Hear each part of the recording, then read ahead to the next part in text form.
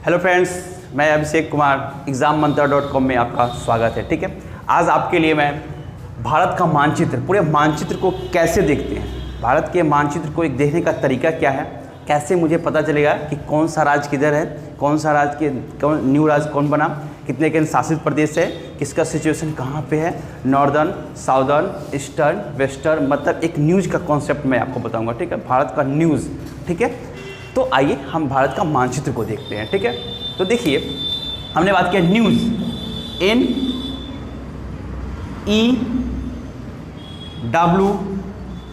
NEWS। ठीक है, न्यूज़ मतलब नॉर्थ, ईस्ट, वेस्ट और साउथ।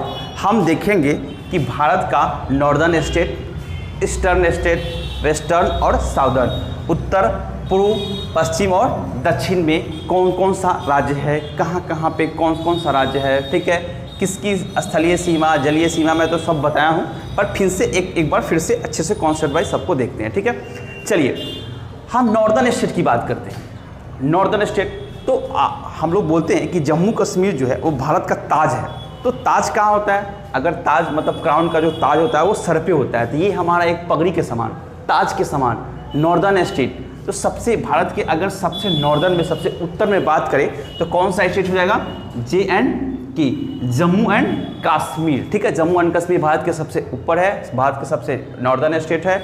एक तरह से बोले तो ये भारत का पगड़ी है, क्राउन है। ठीक है, तो अभी हम लोगों ने देखा था लगभग 31 सितंबर या 31 अगस्त या 31 सितंबर को जम्मू कश्मीर का विभाजन हुआ था। जम्मू कश्मीर राज्य निर्माण आयोग का गठन हुआ था, राज्य निर्माण आयोग का गठन हुआ था और इसको दो पार्ट में बांटा गया था। ठीक है, तो जम्मू कश्मीर जो एक राज्य था, एक भारत का अभिन्न हिस्सा था, जिसे दो टुकड़ों में बांट दिया गया और दो यूनियन टेरिटोरी बनाया गया। ठीक है, एक लद्दाख की बात करें, देखिए ये हम बात करें, ये है POK, पाकिस्तान ऑक्युपाई कश्मीर। ठीक है, ये POK में चला जाता है। और इधर की बात करें तो ये चला जाता है ऑक्साई चीन। ठीक है, ऑक्साई चीन, ये चीन के हिस्सा में, जब जो 1962 में जो युद्ध हुआ था, भारत चीन युद्ध हुआ था, उसमें चाइना ने हमारे कुछ पार्ट पे, ये लद्दाख का पार्ट है, ले लद्दाख का पार्ट है, जहाँ पे अगर बात करें पॉपुलेशन की तो जब पूरे जम्मू कश्मीर में, मतलब कश्मीर में बात करें तो मुस्लिम पॉपुलेशन ज़्यादा है, जम्मू में बात करें तो हिंदू पॉपुलेशन ज़्यादा है, और लद्दाख की बात करें तो वहाँ पर बुद्धिस्ट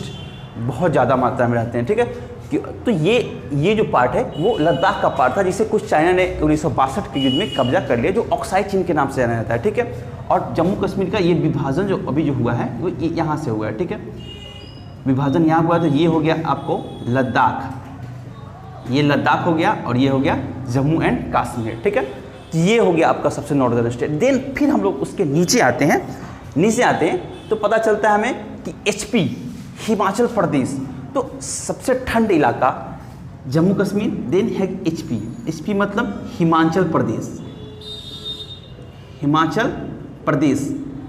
यहाँ की राजधानी कहाँ पे है? शिमला। यहाँ की राजधानी कहाँ पे है? शिमला।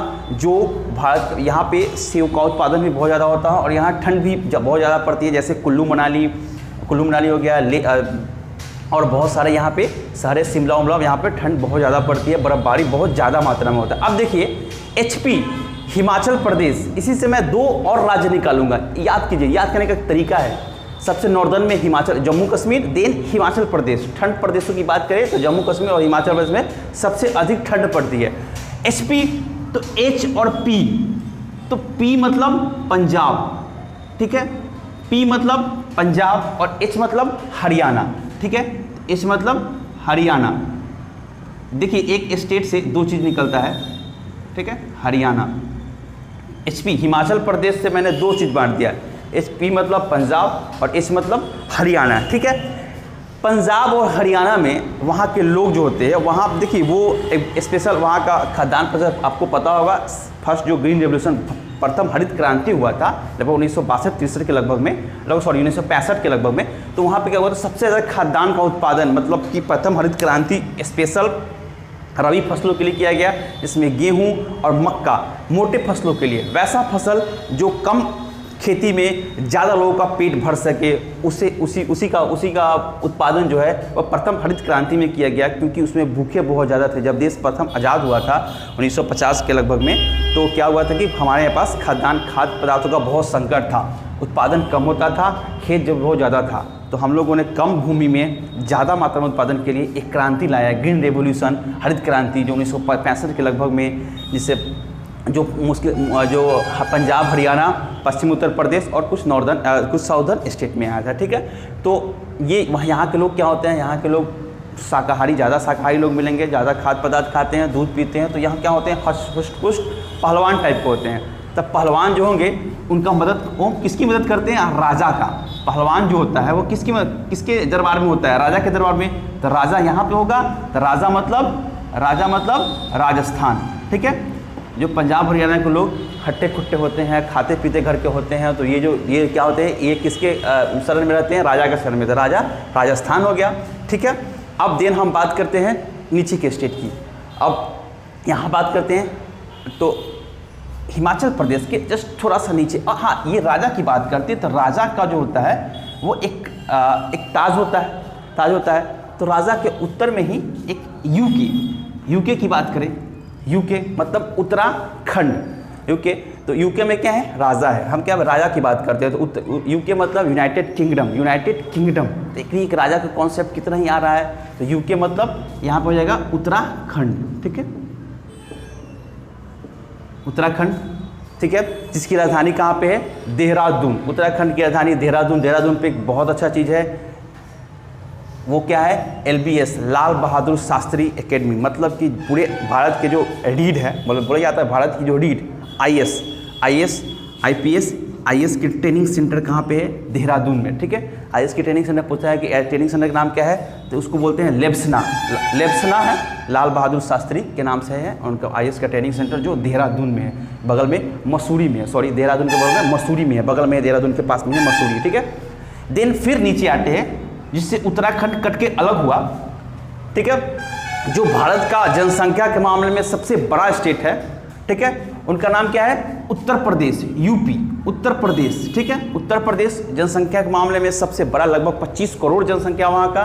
2011 की जनगणना के अनुसार वहाँ जनसंख्या 21 करोड़ थे, लगभग 22 करोड़, लेकिन अभी बढ़कर 25 करोड़ हो गया है। अब भारत के जनसंख्या में सबसे बड़ा स्टेट है। ठीक है, और इन लगभग यूपी की खास विशेषताएं है, यह है कि यहाँ पे जितने भी छोटे छोटे जिले हैं ये अपने कुछ विशेष उत्पादन के लिए बहुत फेमस है। जैसे आप अलीगढ़ का ताला, भदोई का कालीन, मुरादाबाद का पीतल, ठीक है, आगरा का चूड़ी, पेढ़ा, ठीक है, ये सब बहुत, आगरा में ताजमहल भी है। तो बहुत सारा यहाँ पे जो छोटे छोटे जिले हैं वो अपने अपने खास उत्पादन के लिए, जैसे आप इलाहाबाद में जाएंगे तो इलाहाबाद का अमरूद, ठीक है, वाराणसी में जाइए तो वहाँ मंदिरों का लगभग बहुत सारा मंदिर है। ठीक है, तो हर चीज़ कुछ उत्पादन के लिए बहुत ज़्यादा फेमस है। उत्तर प्रदेश की राजधानी क्या है, लखनऊ। ठीक है, अब हम भारत का नीचे आते हैं तो पता करते हैं भारत का हृदय प्रदेश। ठीक है, भारत का हृदय प्रदेश मतलब हमारे शरीर में जो है हृदय कहाँ होता है, सेंटर में होता है, बीच में। तो भारत के भी सेंटर में हृदय यही होगा। तो हृदय प्रदेश के रूप में मध्य प्रदेश को जाना जाता है, MP मतलब मध्य प्रदेश। ठीक है, तो ये भारत का नॉर्दर्न स्टेट हो गया, ये भारत का सेंटर में आ रहे हैं हम, बीच में, केंद्र में। ठीक है, तो भारत का हृदय प्रदेश के रूप में मध्य प्रदेश किया जाता है। मध्य प्रदेश की राजधानी भोपाल है। ठीक है, मध्य प्रदेश की राजधानी भोपाल है। और मध्य प्रदेश में एक इम्पॉर्टेंट चीज़ वो है कि वहाँ का एक जिला है जिसे जो इंदौर के लगभग बगल में, उसका नाम है देवास, जो भारतीय नोट प्रेस, जहाँ पे जितने भी आप लोग पैसा जो खर्च करते हैं, कमाते हैं, वहाँ उस नोट का जो प्रिंटिंग प्रेस है वो देवास में है। देवास में नोट प्रिंटिंग प्रेस है, वहाँ नोट छपता है। ठीक है, वहाँ की ये विशेषता है। अभी अगर एक ट्रेंड की बात करें तो भोपाल के बगल में एक रेलवे स्टेशन है, इसका नाम है हबीबगंज रेलवे स्टेशन, जो पूरे भारत का सबसे प्रथम प्राइवेट रेलवे स्टेशन के रूप में जाना जाता है। प्राइवेट मतलब PPP, पब्लिक प्राइवेट पार्टनरशिप के तौर पर उसका डेवलपमेंट किया जा रहा है। अभी सभी रेलवे जितने भी स्टेशन हैं सभी गवर्नमेंट के अंदर में है, लेकिन एक पहला स्टेशन जो भारत का सबसे साफ सुथरा railway station Habibganj railway station, तो भोपाल के बगल में हबीबगंज है। ठीक है, देन फिर नीचे आते हैं, अगर इधर की बात करें तो ये कौन सा है भारत का स्टेट, गुजरात। ठीक है, गुजरात से हमें क्या मिलता है, तो गुजरात भारत का सबसे ज़्यादा नमक, सॉरी थोड़ा डिस्टर्ब हो रहा है, ठीक है। भारत का सबसे अधिक नमक का उत्पादन करने वाला राज्य गुजरात ही है। सेकेंड बात करें तो भारत में सबसे ज़्यादा लगभग कपास का उत्पादन करने वाला राज्य भी गुजरात ही है, ठीक है। अभी गुजरात की बात करें तो यहाँ पे क्या है, गुजरात में बहुत सारा फेमस जगह है। इस इतिहास की बात करें तो वहाँ इतिहास की दृष्टि से भी गुजरात ही बहुत इंपॉर्टेंट है। समुद्री कोस्टल एरिया के हिसाब से बहुत बड़ा इंपॉर्टेंट स्टेट है। मैंने बताया था भारत में सबसे बड़ा तटीय राज्य गुजरात का ही है। इसके तट को कागरापार तट कहते हैं हम, ठीक है। देन फिर नीचे आते हैं स्टेट में तो हमें पता चलता है इसका नाम है महाराष्ट्र, ठीक है। महाराष्ट्र, ठीक है। महाराष्ट्र गुजरात के नीचे जो छोटा सा बड़ा सा स्टेट है, इसका नाम है महाराष्ट्र। यहाँ एक फेमस है किसके लिए, फिल्म उद्योग के लिए। फिल्म उद्योग के लिए बहुत फेमस है और यहाँ भी भारत का सेकेंड लार्जेस्ट कपास उत्पादक राज्य जो है वो गुजरात है। देन नेक्स्ट यहाँ पे उत्पादन का एक और है, यहाँ पे गन्ने का उत्पादन बहुत ज़्यादा होता है। यहाँ यूपी के बाद सबसे अधिक चीनी का उत्पादन कहीं होता है तो वो महाराष्ट्र में ही होता है, ठीक है। तो महाराष्ट्र ये सब के लिए भी फेमस है। देन यहाँ एक तो फिल्म इंडस्ट्री, देन कपास, देन गन्ना को से चीनी का उत्पादन सबसे अधिक महाराष्ट्र में होता है। फिर ठीक है, फिर नया धीरे से छोटा सा नीचे आते हैं, एक छोटा सा राज्य है, इसका नाम है गोवा। ये मेनली फेमस है टूरिस्ट के लिए। यहाँ पे टूरिस्ट बहुत ज़्यादा आते हैं, ठीक है। गोवा वाले बीच पे गाना भी सुने होंगे आप लोग, ठीक है। तो गोवा यहाँ पे, और यहाँ पे नारियल मतलब बहुत अच्छा बीच है। गोवा का बीच काफ़ी अच्छा है। ये बीच किस सागर में है तो अरब सागर में। ये पूरे सागर कौन सा है, अरब सागर है, ठीक है। देन अब हम लोग इधर की बात करते हैं तो गोवा के नीचे एक आते हैं जो बहुत ही बोलते हैं उसको सिलिकॉन सिटी के रूप में। यहाँ भारत का टेक्नोलॉजी इलेक्ट्रॉनिक के माध्यम से ज़्यादा फेमस है। यहाँ पे नाम है कर्नाटक, जिसकी राजधानी है बेंगलुरु को हम लोग सिलिकॉन सिटी के नाम से जानते हैं भारत में, ठीक है। तो देन फिर इसके नीचे आते हैं तो ये कौन सा स्टेट है, ये है केरला, ठीक है। केरला के बारे में भी मैंने आपको बताया था। केरला सबसे अधिक जो भारत में है मोनाजाइट बालू पाया जाता है, जिससे थोरियम का उत्पादन होता है। फिर यहाँ पे नारियल सबसे अधिक मात्रा में होता है, मसाले का उत्पादन सबसे अधिक मात्रा में होता है। तो ठीक है, तो नीचे है केरला। अब हम लोग इस साइड से बात करेंगे, लगभग पश्चिमी तट की बात किए, गुजरात, महाराष्ट्र, गोवा, कर्नाटका, केरला, ठीक है। तो आप लोग को राज्यों का क्रम पता चल रहा है कैसे कैसे कौन सा राज्य है। नॉर्दर्न स्टेट, वेस्ट में कौन सा राज्य है, सबसे वेस्टर्न में गुजरात हो गया। सबसे साउदर्न में बात करें, सबसे दक्षिणी स्टेट की बात करें तो केरला और तमिलनाडु है। सबसे दक्षिणी पॉइंट की बात करें तो तमिलनाडु का पॉइंट है। ये कौन सा है, तमिलनाडु, ठीक है। तमिलनाडु की राजधानी चेन्नई तमिलनाडु की राजधानी है, ठीक है। तो केरला के बाद तमिलनाडु, ठीक है।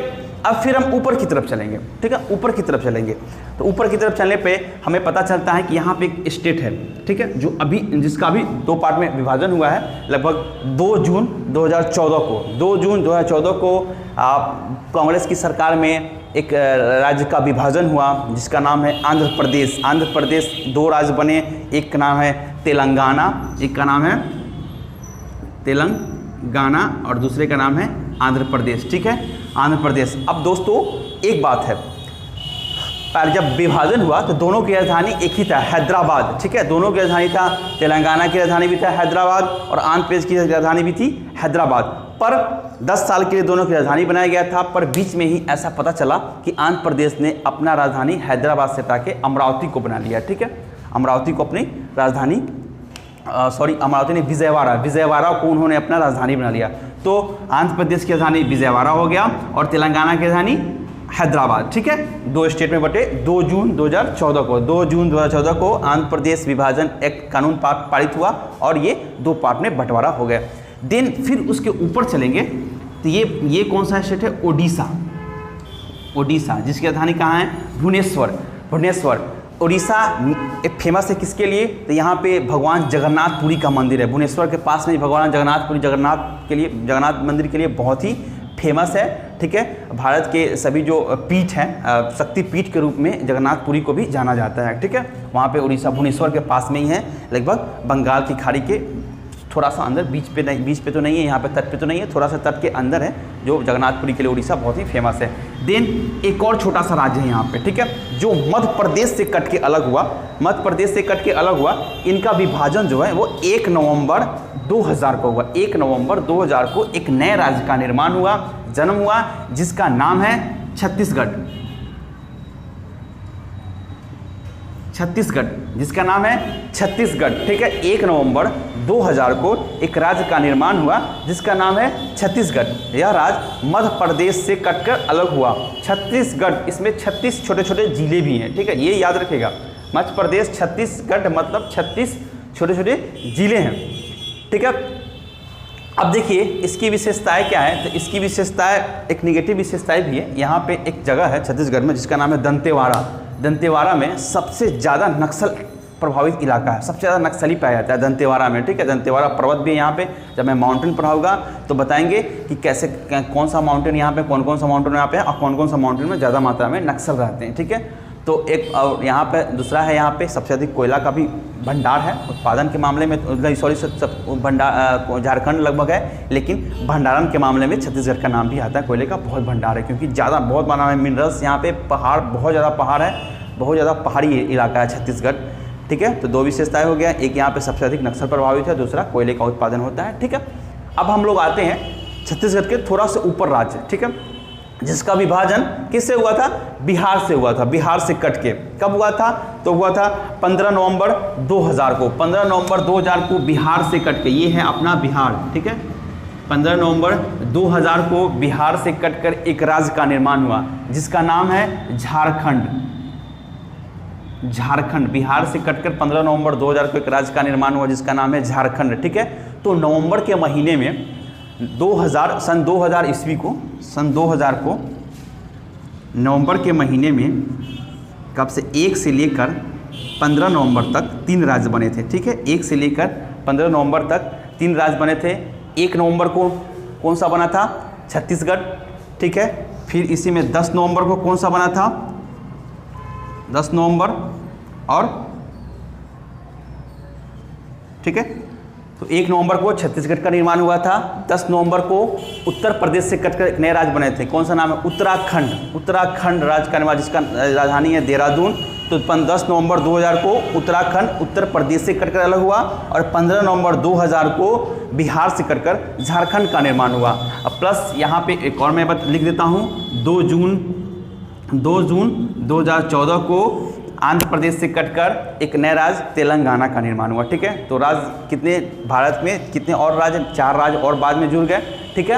और अभी लगभग 2019 में 31 सितंबर 2019 को कौन सा दो राज्य, एक राज्य खत्म होकर 2 केंद्र शासित प्रदेश बन गए, ठीक है। 2 केंद्र शासित प्रदेश, लद्दाख और जम्मू कश्मीर। लद्दाख और जम्मू कश्मीर, पहले दोनों जम्मू कश्मीर के नाम से जाने जाते थे, पर 31 सितंबर 2019 को 2 अलग अलग केंद्र शासित प्रदेश में बट गए, ठीक है। तो इतने राज्य हुए। अब हम लोग और पूर्व की तरफ चलते हैं। हम ईस्टर्न स्टेट की बात करते हैं। देखिए पूर्व और पूर्वोत्तर, पूर्व और पूर्वोत्तर में देखिए पूर्व तो यहीं तक होगा, लेकिन अधिकतर अगर हम पूर्व में ज़्यादा मात्रा में चले जाए, ज़्यादा मात्रा में पूर्व पीछे चला जाए तो उसको हम लोग पूर्वोत्तर बोलते हैं, ठीक है। जैसे इतिहास की बात करते हैं तो प्री और ज़्यादा पहले के इतिहास की बात करते नहीं बोलते हैं पूर्वोत्तर, एंशिएंट चाहे मिडवल चाहे मॉडर्न, ज़्यादा मात्रा में, तो ज़्यादा पूर्व चल गए, इसलिए पूर्वोत्तर, इस पूर्वोत्तर के राज्य के नाम से ये जाना जाता है, ठीक है। तो अब हम लोग एक और स्टेट की बात करते हैं जो लगभग इतिहास की बात करें तो 1911 लगभग 1911 के लगभग में या 1905 के लगभग में पश्चिम बंगाल का निर्माण कब किससे कटकर हुआ था, ये हुआ था बांग्लादेश। यहाँ पे एक छोटा सा देश है जिसका नाम है बांग्लादेश। तो बांग्लादेश ये पूरा था, ठीक है। और बांग्लादेश के पश्चिम में होने के कारण, बांग्लादेश के पश्चिम में होने के कारण इस राज्य का नाम पड़ गया पश्चिम बंगाल। पश्चिम बंगाल, ठीक है। बांग्लादेश के पश्चिम में होने के कारण इस ये पूरे बंगाल ही था, पहले बांग्लादेश ही था। अभी भी बांग्लादेश की जो भाषा है वो बांग्ला है और पश्चिम बंगाल की भाषा बांग्ला ही है, पर पश्चिम में होने के कारण ये कटकर इंडिया में मिल गया और इसका नाम पड़ गया पश्चिम बंगाल, ठीक है, पश्चिम बंगाल। अब हम लोग फिर ऊपर अब पश्चिम बंगाल से हमको पता है, पश्चिम बंगाल से पहले पूरा बंगाल प्रांत ही था। बिहार, बंगाल और उड़ीसा पहले एक ही था। इतिहास में बात करेंगे, पॉलिटी में बात करेंगे। बिहार, बंगाल और उड़ीसा और था। 1911 में बिहार और उड़ीसा अलग हुआ। फिर 1936 में आके बिहार से उड़ीसा अलग हुआ। फिर 2000 में आके बिहार से झारखंड अलग हुआ। ठीक है, तो इतने राज्य अलग अलग बंटवारा हुआ, जिससे हम लोग पॉलिटिकल साइंस में पढ़ेंगे तो उसमें अध्ययन करेंगे।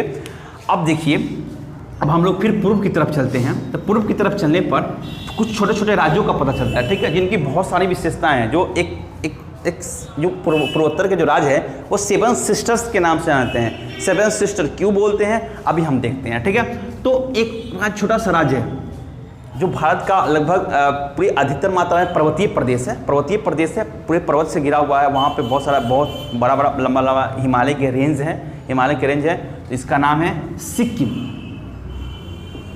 ठीक है, सिक्किम, जिसकी राजधानी क्या है, गंगटोक। सिक्किम की राजधानी क्या है, गंगटोक। ठीक है, अब सिक्किम के धीरे से नीचे आते हैं, थोड़ा सा नीचे आते हैं और बंगाल के, पश्चिम बंगाल के बगल में देखते हैं तो एक बहुत अच्छा राज्य है जहाँ पे लगभग चाय का उत्पादन सबसे अधिक। चाय का उत्पादन तो दार्जिलिंग, पश्चिम बंगाल में दार्जिलिंग है, वहाँ पर होता है। लेकिन असम में भी काफ़ी अधिक मात्रा में चाय का उत्पादन होता है। तो यहाँ पे एक राज्य कौन सा, असम राज्य है, जिसकी राजधानी दिसपुर है। जिसकी राजधानी दिसपुर है। और असम की विशेषताएं क्या है, तो यहाँ पे एक पार्क भी है।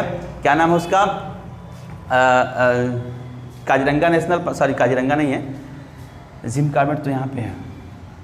काजीरंगा, हाँ शायद काजीरंगा है, हाँ काजीरंगा है क्या, पॉज कीजिए थोड़ा सा यहाँ कर दीजिएगा।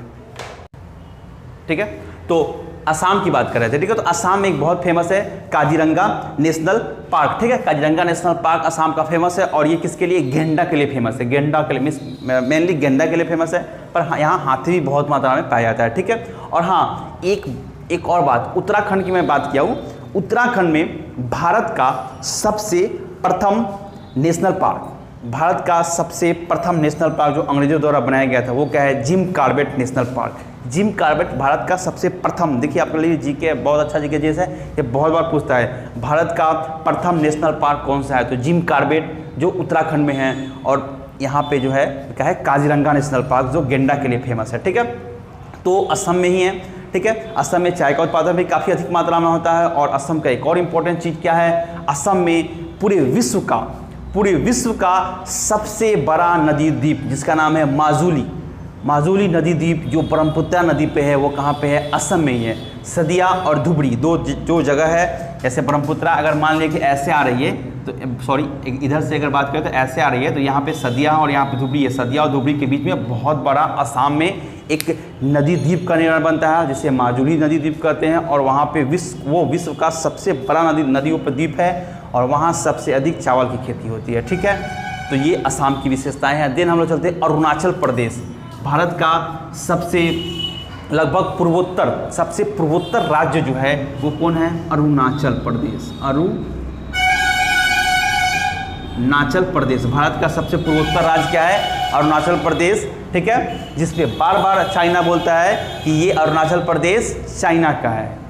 ठीक है, तो भारत के सबसे पूर्वोत्तर राज्य की बात करते हैं तो सबसे पूर्वोत्तर राज्य कौन सा है, अरुणाचल प्रदेश। ठीक है, अरुणाचल प्रदेश भारत के सबसे पूर्व में स्थित है, इसलिए इसको भारत का सबसे पूर्वोत्तर राज्य बोलते हैं। ठीक है, और हाँ, सबसे पहले सूर्योदय भी अरुणाचल प्रदेश में ही होता है। ठीक है, सबसे पहले सूर्य सबसे पूर्व में है, तो सूर्योदय पूर्व से होता है, इसलिए सबसे पहले सूर्योदय क्या होता है, अरुणाचल प्रदेश में। ठीक है, और ये मैंने एक बात और बताया तो अरुणाचल प्रदेश लगभग चाइना के सीमा के बहुत ज़्यादा सटा हुआ है, और वहाँ से बहुत ज़्यादा पास, मैं जब पास के बारे में पढ़ाऊँगा तो बताऊँगा कितना पास अरुणाचल, सबसे अधिक चाइना जाने का जो रास्ता है वो अरुणाचल प्रदेश से ही लगता है। इसीलिए चीन जो है वो बार बार अरुणाचल प्रदेश से बोलता है कि ये अरुणाचल प्रदेश मेरा है। यहाँ के पॉपुलेशन हमारे लोगों से मिलता जुलता है, नाक कान मुँह भाषा सब कुछ, खान पान रहन सहन सब कुछ अरुणाचल में चाइना से मिलता है, इसलिए इस पे चाइना हमेशा अपना अधिकार जमाते रहता है। तो दोस्तों मेरे चैनल को exammantra.com को लाइक सब्सक्राइब और शेयर कीजिए। आप लोगों के लिए हम बहुत मेहनत कर रहे हैं, इतने अच्छे से सब कुछ बता रहे हैं, आपको पूरे दिमाग में घुस जाना चाहिए कि कौन सा राज्य कहाँ पे है, और आपके अलावा आपको साथ साथ सभी दोस्तों को भी पता चले कि ये मैप कैसे पढ़ते हैं, इसलिए इसके लिए आप शेयर, लाइक, सब्सक्राइब, हाँ, और कमेंट बॉक्स में जो भी क्वेश्चन पूछना है कमेंट बॉक्स में जाके जवाब दीजिए कि क्या क्या क्वेश्चन इसमें से बन रहा है, कैसा कैसा क्वेश्चन आपको पूछ सकते हैं, एग्जाम में कैसा कैसा क्वेश्चन पूछता है। ठीक है, तो देन हम लोग फिर इधर आते हैं। अरुणाचल प्रदेश के बाद एक छोटा सा नीचे सा स्टेट है जिसका नाम है नागालैंड। ठीक है, इसका नाम है नागालैंड। ठीक है, नागालैंड।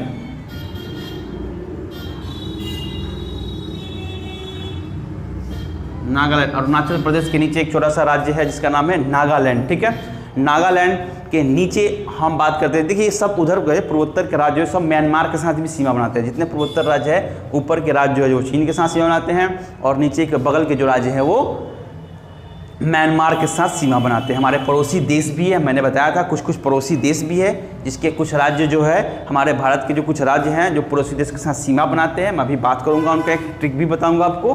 ठीक है, तो नागालैंड के नीचे जो छोटा सा एक स्टेट है जिसका नाम क्या है, मणिपुर। मणिपुर। ठीक है, अब देखिए एक और एक कहानी यहाँ पे जुड़ता है, अरुणाचल प्रदेश। तो अरुण को एक नाग ने काट लिया। ठीक है, अरुण मतलब अरुणाचल प्रदेश, नाग मतलब नागालैंड। अरुण को एक नाग ने काट लिया जिससे बचने के लिए उसने मनी लेने के लिए बहुत ट्राई किया। तो मनी लेने के लिए अब तो मणिपुर और ट्राई किया मतलब त्रिपुरा, ट्राई मतलब प्रयास किया। तो यहाँ पे एक छोटा सा राज्य है, मैं इसको बांग्लादेश को साफ कर देता हूँ। ठीक है, ये छोटा सा राज्य है, नाम क्या है, त्रिपुरा। त्रिपुरा। ठीक है, तो अरुण को नाग ने डस लिया। ठीक है, नाग ने डस लिया और उससे बचने के लिए उसने मनी लेने के लिए बहुत ट्राई किया, मतलब बहुत प्रयास किया। तो ट्राई मतलब त्रिपुरा, मनी मतलब मणिपुर, नाग मतलब नागालैंड और अरुण मतलब अरुणाचल प्रदेश। तो ये भी आप लोग याद कर सकते हैं। ठीक है, और बहुत ट्राई किया। ठीक, उसके नीचे एक और स्टेट आता है। ठीक है, जिसका नाम है मिजोरम।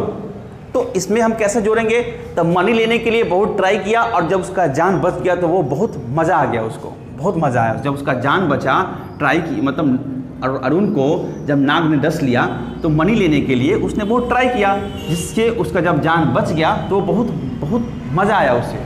मज़ा आया मतलब मिजोरम। अब जब बहुत मज़ा आया तो उस समय जब मज़ा कब आता है, जब बारिश होता है। मज़ा कब आता है, जब अगर आप लोग खेल कूद रहे हैं, जब बारिश आ जाए तो कितना मज़ा आता है। हाँ, तो उससे मज़ा आया तो बहुत बारिश होने लगा। तो बारिश कहाँ सबसे ज़्यादा होता है, तो यहाँ पे कौन सा स्टेट है, मेघालय। मेघों का शहर मेघालय। ठीक है, तो अरुण को जब नाग ने डस लिया तो उसने मनी लेने के लिए बहुत ट्राई किया और उससे जान बच गया तो उसे मज़ा आया तो बहुत बारिश होने लगा। ठीक है, तो ये जो स्टेट है स्पेशल पूर्वोत्तर राज्य, जो भारत को ईस्टर्न जो है पार्ट है, भारत के जो पूर्वोत्तर भाग है उसमें 7 राज्य हैं। इन 7 राज्यों को 7 सिस्टर्स के नाम से जाना जाता है। कौन कौन सा, तो देखिए 7 राज्य कौन सा है, 1 2 3 4 5 6 7। अरुणाचल प्रदेश, नागालैंड, मणिपुर, मिजोरम, मेघालय, त्रिपुरा और असम। ये 7 राज्य 7 सिस्टर्स के नाम से जाने जाते हैं। क्यों जाने जाते हैं, क्योंकि हम बोले थे कि हिमालय का जो विस्तार है वो पश्चिम से पूर्व की तरफ है। ठीक है, पश्चिम से पूर्व की तरफ हिमालय का विस्तार है और हिमालय का दक्षिण विस्तार भी है, दक्षिण विस्तार भी है। तो हिमालय के छोटे छोटे 7 पर्वत पहाड़ी जो है वो इन 7 राज्यों में पाए जाते हैं। हिमालय के छोटे छोटे जो रेंज है इन 7 राज्यों में पाए जाते हैं, जिसके कारण इन 7 राज्यों को हम 7 सिस्टर्स के नाम से जानते हैं। ठीक है, ये 7 सिस्टर्स है। अब हम लोग क्या पूरे भारत के सभी राज्यों के बारे में जान लिया है। ठीक है, ऊपर से चले, नॉर्दर्न से साउदर्न की ओर, ईस्टर्न से वेस्टर्न की ओर। ठीक है, तो ऊपर से जम्मू कश्मीर, देन छोटा सा हिमाचल प्रदेश। पहले ठंड प्रदेश की बात करते हैं तो जम्मू के बाद हिमाचल मतलब HP, H मतलब हरियाणा, P मतलब पंजाब, देन पंजाब के बाद हरियाणा। पंजाब में बहुत सारे पहलवान लोग रहते हैं तो वो लोग राजा की शरण में जाते हैं। तो राजस्थान राजा क्या होता है, वो राजा कहाँ रहता है, UK यूनाइटेड किंगडम में। तो वो UK मतलब उत्तराखंड किससे अलग हुआ, तो उत्तर प्रदेश से। देन हम लोग गुजरात आते हैं, गुजरात के बाद महाराष्ट्र आते हैं, महाराष्ट्र के बाद गोवा आते हैं, गोवा के बाद कर्नाटक आते हैं, कर्नाटक के बाद नीचे केरला आते हैं, ठीक है, केरला। फिर हम इधर पूर्वोत्तर पूर्वी तट पे आते हैं तो तमिलनाडु, आंध्र प्रदेश, आंध्रा से एक स्टेट अलग हुआ तेलंगाना। देन हम लोग फिर ओडिशा जाते हैं, जगन्नाथपुरी जाते हैं, जगन्नाथपुरी के फिर बगल में जाते हैं छत्तीसगढ़, फिर भारत के हृदय प्रदेश मध्य प्रदेश, फिर बिहार से अलग हुआ है जो कोयला प्रदेश के नाम से जाना जाता है, सबसे अधिक कोयला का उत्पादन होता है, झारखंड, फिर बिहार, फिर पश्चिम बंगाल आते हैं, ठीक है। पश्चिम बंगाल से जब हम पूर्वोत्तर की तरफ करते हैं तो एक बहुत अच्छा ऑर्गेनिक स्टेट, देखिए एक बहुत अच्छा अभी करंट का जीएस है भारत का ऑर्गेनिक स्टेट। ऑर्गेनिक स्टेट मतलब वैसा राज्य जहाँ पे कोई पेस्टिसाइड जो है केमिकल खाद, रासायनिक खाद यूज नहीं किया जाता है, जहाँ पे ऑर्गेनिक तरीके से खेती किया जाता है। भारत का प्रथम ऑर्गेनिक स्टेट बना कौन सा? सिक्किम। सिक्किम भारत का प्रथम ऑर्गेनिक स्टेट और 100% ODF मतलब ओपन डेफिकेशन मतलब कि खुले में शौच करने से मुक्त राज्य सिक्किम बना भारत प्रथम, ठीक है। तो दो चीज़, भारत का प्रथम ऑर्गेनिक स्टेट और भारत का सबसे पहले मुक्त ODF मतलब ओपन डेफिकेशन, भारत में शौच करने से मुक्त बाहर में, ठीक है। सिक्किम के बाद हम लोग फिर उधर चले काजीरंगा की तरफ, तो असम के बाद उधर सबसे भारत का पूर्वोत्तर राज्य अरुणाचल प्रदेश, देन उसके नीचे है नागालैंड, फिर उसके नीचे है मणिपुर, फिर उसके नीचे है मिजोरम, फिर एक त्रिपुरा की यह विशेषताएं हैं कि भारत का वेस्ट का क्वेश्चन आएगा, भारत का कौन सा ऐसा राज्य है जो तीन तरफ से किसी दूसरे देश से घिरा हुआ है? भारत का कौन सा ऐसा राज्य है जो तीन तरफ से किसी दूसरे देश से घिरा हुआ है? तो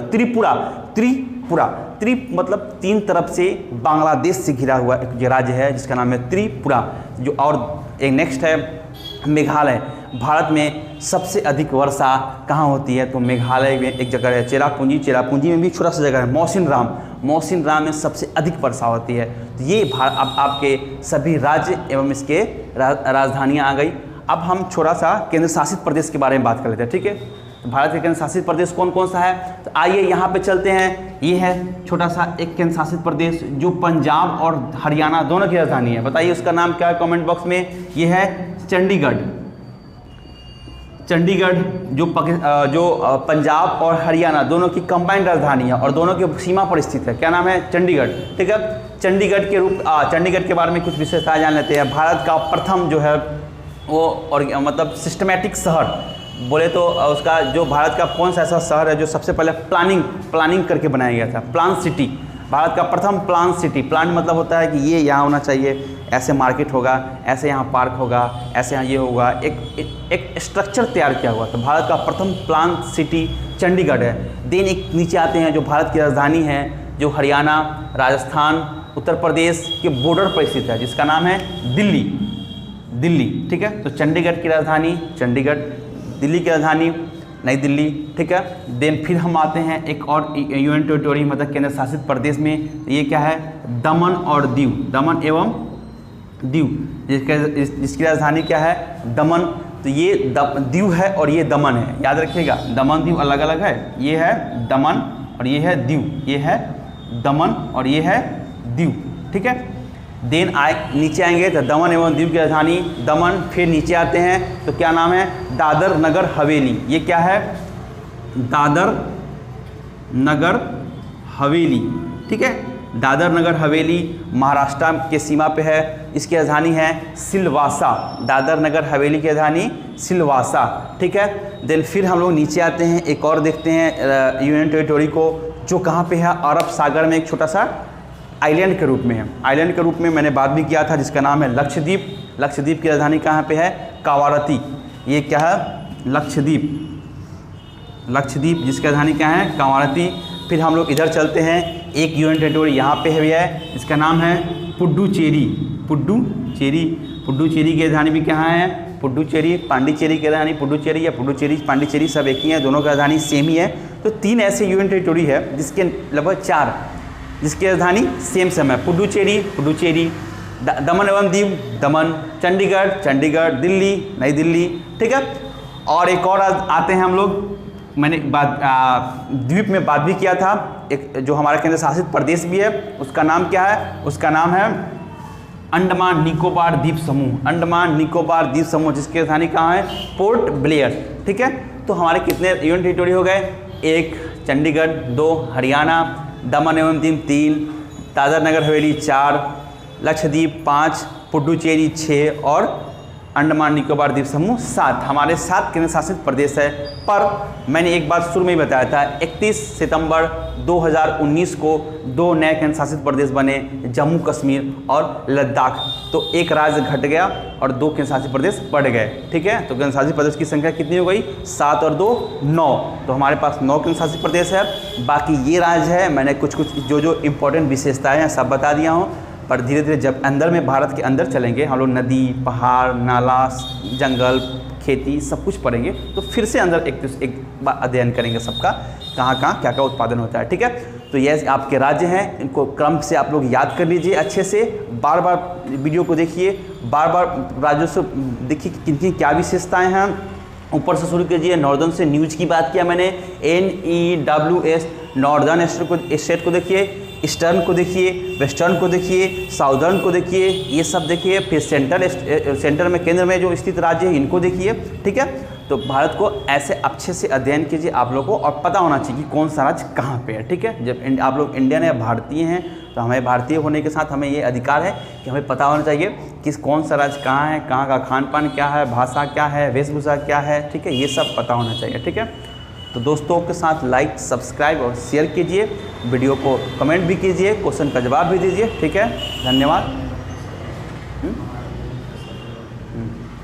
साथ में हमारे मेहनत को सफल बनाइए, हम लोगों ने बहुत मेहनत की आपके लिए। ठीक है, इतना अच्छा वीडियो लेके आए हैं, ये सब कुछ मैंने बताया, तो सफल बनाने के लिए एक ही तरीका है आप लोगों के पास, वो क्या है? तो वो कमेंट कीजिए, शेयर कीजिए जरूर, जितने भी दोस्तों हैं सबको मिलना चाहिए वीडियो।